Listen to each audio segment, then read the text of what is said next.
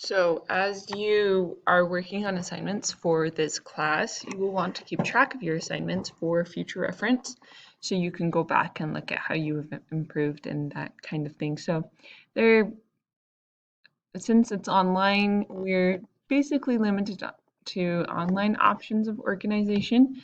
I can think of two different ways you can do it.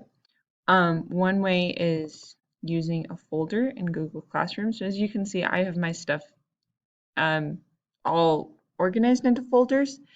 This is the one for the blended class, so I already have a bunch of documents in here, but a quick way you can do that is you go to the folder, click New, Document, and then this document is automatically in the folder.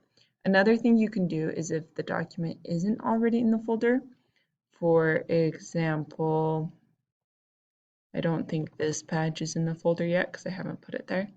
This is like this is just rough draft me organizing how to do the badge before I put it into Canvas. So let's say this isn't in the folder yet. You go to File, Move, and then it's only in my drive. So I go to Classroom, I go to Blended Online, and then move here.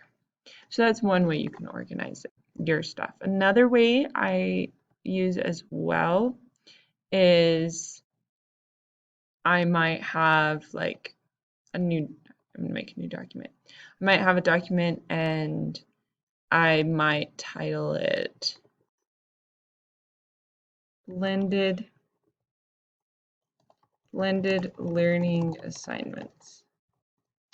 And then after I do an assignment, like let's say I did goal setting. Then I come over here. This is my goal setting worksheet I did. I click share. I click copy link. And then I come right here and you go Control K and paste the link, apply. And then now I just have to find this document and everything is connected to this document. So those are two ways. I personally prefer the folder, but sometimes I do just a document.